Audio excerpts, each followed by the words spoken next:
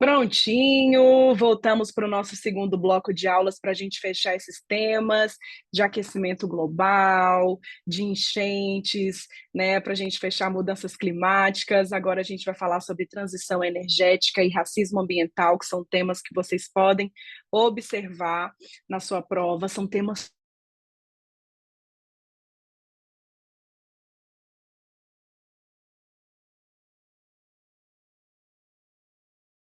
estudiosos dessas temáticas e principalmente entre os debates que aconteceram, as discussões que aconteceram nas redes sociais e principalmente na mídia, são temas muito interessantes e muito atuais que vocês podem observar uma certa incidência na matéria de atualidades do Enem. Vou preparar aqui a nossa transmissão de tela para a gente voltar para o nosso material.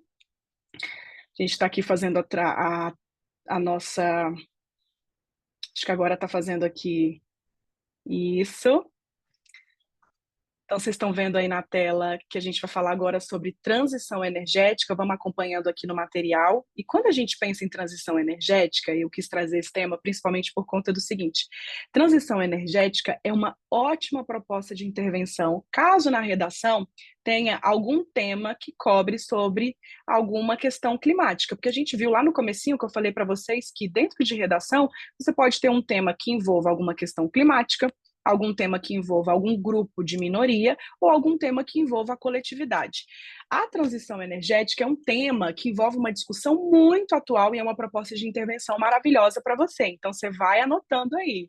Transição energética, quando a gente fala do conceito, consiste em você passar de uma matriz de fonte de energia que utiliza combustíveis fósseis, como o petróleo, o gás natural e o carvão, que são grandes emissores de carbono, ou seja, o CO2 na atmosfera, e a gente já viu que quando você tem uma liberação muito grande de CO2, a gente tem o que a gente chama de efeito estufa, ou seja, é você passar dessa matriz de fonte de energia que não é renovável para uma matriz de fonte de energia renovável, ou seja, para uma matriz de energia mais limpa, como a energia solar, a energia vinda dos ventos, ou seja, eólica, água, biomassa, que são energias que são consideradas mais limpas porque emitem menos gases do efeito estufa. Então, quando a gente pensa em transição energética, é só vocês lembrarem do conceito da palavra transição, ou seja, é você transicionar de uma matriz de energia que é considerada mais suja, digamos assim, porque emite muito CO2 na atmosfera e o CO2 causa efeito estufa, e efeito estufa é responsável pelo quê? Por esse aumento da temperatura que a gente observa a cada ano que passa. Então, você transiciona dessa matriz para uma matriz de fontes que são renováveis. É importante a gente analisar a matriz elétrica mundial, e aqui eu trouxe esse gráfico, principalmente porque o Enem adora fazer vocês analisarem questões a partir de gráficos, adora fazer comparativo, né, de gráfico, por exemplo, dentro de questões climáticas, adora fazer a comparação entre a situação mundo, ou seja, mundial, e a situação do Brasil, então aqui a gente vai analisar os dois. Quando a gente para pensar sobre a matriz elétrica mundial, ou seja, como que a gente tem a geração de energia no mundo, a gente observa que a matriz, ela é, na sua imensa maioria, proveniente de fontes que não são renováveis, como é o caso aqui do gás natural, que a gente tem 23%, a gente tem o carvão mineral, 36%, e a gente tem o petróleo e seus derivados, 2,5%. Se a gente for parar para somar aqui a biomassa, os resíduos, solar fotovoltaica, solar térmica, enfim, a gente vai ter 2,7% da matriz energética mundial sendo gerada de fontes renováveis. Agora, quando a gente vem para o Brasil, olha só que interessante, dados que vocês vão estudando, vão guardando aí na cabecinha, até mesmo para vocês citarem numa redação, ou saberem analisar bem uma questão, que tiver um gráfico assim, ou que te cobrar um comparativo entre a geração de energia no mundo e a geração de energia no Brasil, olha só que interessante. Quando a gente passa aqui para o Brasil, a gente tem uma situação muito diferente daquilo que a gente viu no mundo, porque aqui a gente utiliza mais fontes renováveis, ou seja, a gente tem 58,9% da geração de energia proveniente da água, ou seja, hidráulica. A gente tem uma grande quantidade de geração de energia por meio dos ventos, que aqui é energia eólica, que vocês observam 13,2%. A gente tem a energia solar se destacando bastante também, 7%, e várias outras. Se você for parar para pegar, por exemplo, aqui ó, o bagaço da cana, o gás natural não é renovável, mas aqui a gente utiliza, na nossa produção de energia, não chega nem a 6%, né? Então, isso está bem abaixo, mas muito abaixo de outros países e principalmente da média mundial. Então, é interessante vocês pensarem que o Brasil ele está na contramão do mundo, porque aqui a gente utiliza muito mais fontes que são renováveis do que na geração de energia na matriz energética mundial. Eu quis trazer esse gráfico aqui também, ó, esse gráfico 3 para a gente analisar, e se vocês observarem o nosso material, ele está bem rico disso, né, de gráficos, imagens, porque o Enem gosta de fazer esse tipo de cobrança. Aqui, esse gráfico é para a gente analisar a evolução da matriz elétrica brasileira nas últimas décadas.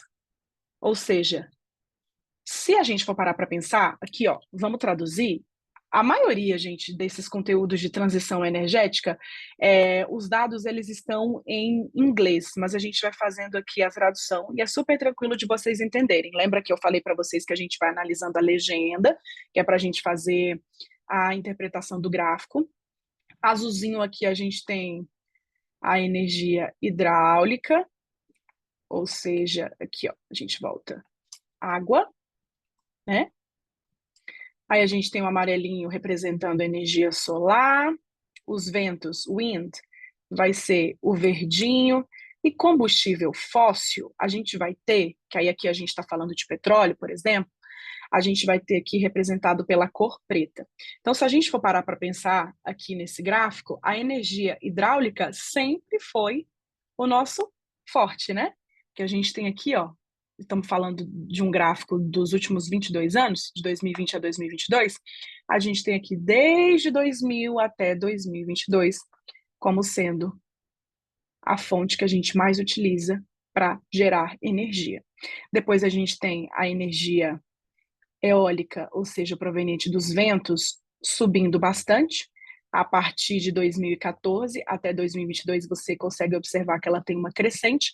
Da mesma maneira, a gente observa que desde 2018 até 2022, a gente tem uma crescente também na produção de energia solar aqui no Brasil, e a gente também consegue observar aqui no nosso gráfico, na verdade, desde 2000 até 2022, que é o ano que a gente também teve um crescimento muito grande na produção de energia a partir de combustíveis fósseis, que é o petróleo, por exemplo, ó, o carvão, o gás. A gente também tem um crescimento, mas o que é interessante de vocês analisarem aqui, que é diferente da questão mundial, da situação mundial que a gente analisou logo atrás, mesmo em relação à nossa produção de energia proveniente de combustíveis fósseis, não se compara, ela é infinitamente menor do que a nossa produção de energia a partir de fontes renováveis, ou seja, quando a gente fala do vento,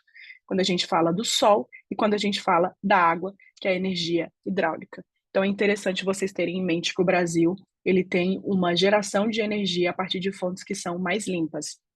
Na nossa quarta imagem, achei muito interessante a gente analisar o seguinte, ó. Aqui a gente está analisando os países que são os maiores, que geram mais energia a partir de combustíveis fósseis. E aqui a gente tem a China e os Estados Unidos como os maiores consumidores de energia a partir de combustíveis fósseis. Dá uma olhadinha aqui no gráfico, a gente analisando, a gente tem a China e a gente tem os Estados Unidos. A gente tem aqui, ó, na nossa legenda, a gente vai ter o petróleo como oil, que é esse cinza, gás natural, e o coal é carvão. Então, a gente olhando os Estados Unidos e olhando a China no gráfico, olha só a quantidade que eles utilizam desses combustíveis fósseis, ou seja, que não são renováveis. Depois a gente tem a Índia, a gente tem a Rússia, a gente tem o Japão também, aí tem o Irã que aparece, a Arábia Saudita, depois a gente vai ter aqui o Canadá, Coreia do Sul, né? Depois o Canadá, a Indonésia, a Alemanha e o Reino Unido. Aqui a gente consegue observar a matriz energética desses países, que são matrizes, em sua imensa maioria, proveniente de combustíveis fósseis, ou seja, energia que não é renovável. E o que a gente consegue observar? Qual a conclusão que a gente consegue chegar aqui? Se você parar para analisar que a China e os Estados Unidos são os maiores consumidores de combustíveis fósseis, né? A energia deles é gerada a partir de combustíveis fósseis. São países que são hiper industrializados.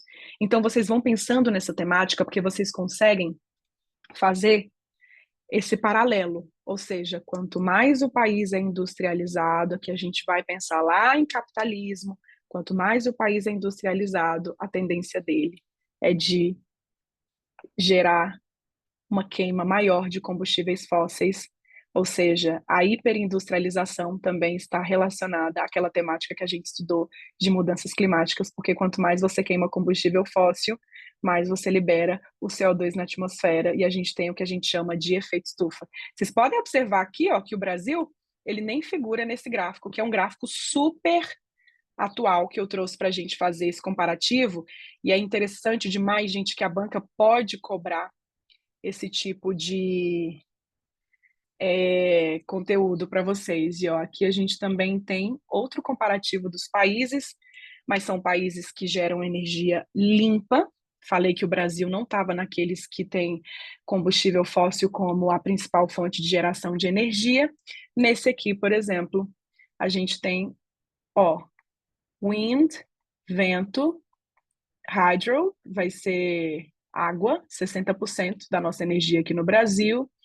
Bioenergy, a gente vai analisando, a gente tem o Brasil e o Canadá dentro desse grupo do G20 como os maiores produtores, ou seja, né, a nossa matriz energética ela é gerada a partir de fontes que são renováveis. E aqui eu quis trazer para vocês esse gráfico especificamente do G20, e a gente vai estudar na aula de fóruns internacionais, o seguinte, porque quando a gente está falando sobre o G20, a gente vai ver direitinho, né, o grupo dos países, a gente está falando sobre o Brasil liderar na produção de energia a partir de fontes renováveis, e o G20 esse ano, a reunião, a cúpula vai acontecer aqui no Brasil, e a gente tem certeza de que transição energética vai ser uma das pautas, por isso que eu quis trazer essa temática aqui para vocês, e vocês vão entender melhor o que é G7, o que é G20, o grupo desses 20 países,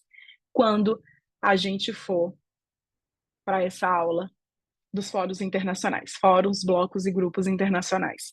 A gente vai para o nosso último tema, que é de racismo ambiental, que é um tema também muito atual, é um tema que vocês podem observar, que de repente pode aparecer no Enem, porque é um tema, gente, que ele tem uma vertente social, e a banca gosta muito de trabalhar esses temas sociais. Então a gente vai falar sobre isso também, né, na nossa aula de dengue, a gente vai ver também sobre essa questão social, e esse tema de racismo ambiental acabou caindo bastante em discussão, e vocês podem ver na prova, então a gente vai entender direitinho, primeiro sobre o conceito, né, o que que é. É um termo que foi criado para descrever a forma como as populações mais pobres e marginalizadas são afetadas de forma desproporcional pelos impactos ambientais negativos, como, por exemplo, a poluição do ar, a contaminação da água, as enchentes, o desmatamento. Isso acontece porque essas populações, ou seja, populações marginalizadas, muitas vezes têm o quê? Um menor poder político e poder econômico também para evitar ou remediar esse tipo de impacto. Esse termo foi criado nos Estados Unidos mais ou menos na década de 80, e ele foi criado porque observou-se que as degradações ambientais, elas afetavam muito mais a população negra do que a população branca.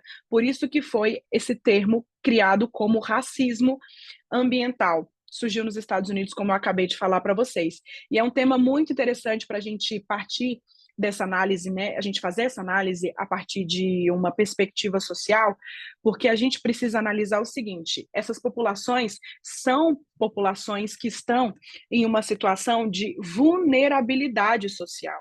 E por serem marginalizadas, a gente consegue observar que a distribuição dos impactos ambientais, ela não se dá de uma forma proporcional na população, ou seja, os desastres ambientais, como por exemplo as enchentes que a gente estudou, as mudanças climáticas, deslizamento de terra e por aí vai, elas não afetam, em sua imensa maioria, elas não afetam a população que tem um poder aquisitivo maior como a população que tem um poder aquisitivo menor. Por isso que é importante a gente pensar nessa questão do racismo ambiental, que a gente fala de populações marginalizadas que têm uma falta de saneamento básico, regiões que têm uma alta de despejo de resíduos que são nocivos, a gente tem também lixões ao céu aberto, quando a gente observar as periferias. Então, a gente consegue ver que tudo isso são exemplos de manifestação de racismo ambiental, que é esse termo que a gente utiliza para descrever essa desproporcionalidade nessas consequências e impactos ambientais negativos. Então, a gente precisa pensar nessa temática também, que é interessante até se você tiver ali na redação um tema voltado para meio ambiente, você pode abordar que a gente tem o racismo ambiental se manifestando, tendo em vista que as áreas em que nós temos uma quantidade maior de pessoas que são pobres e marginalizadas, ou seja, áreas periféricas, essas pessoas estão mais suscetíveis e elas são mais afetadas de maneira desproporcional pelos impactos ambientais negativos. Bem interessante a gente pensar nesse viés social, a banca gosta muito de trabalhar nessa perspectiva. E assim a gente chega ao fim a nossa primeira aula, falamos sobre temas bem interessantes e bem atuais, é só vocês darem uma estudada novamente aqui no material, a gente vai conseguir também mandar alguns conteúdos extras, algumas bibliografias complementares, então vocês vão fazendo uma revisãozinha, vou interromper aqui o compartilhamento de tela, que aí vocês voltam para mim aqui mais pertinho, né? Isso. Então, vocês vão fazer uma revisão do material, estudamos bastante coisa inclusive de temas bem atuais que vocês podem observar nas questões e, de repente, na redação também. Fechamos a nossa primeira aula, vamos embora partir para a segunda, que tem mais tema para a gente estudar. Um beijo para vocês.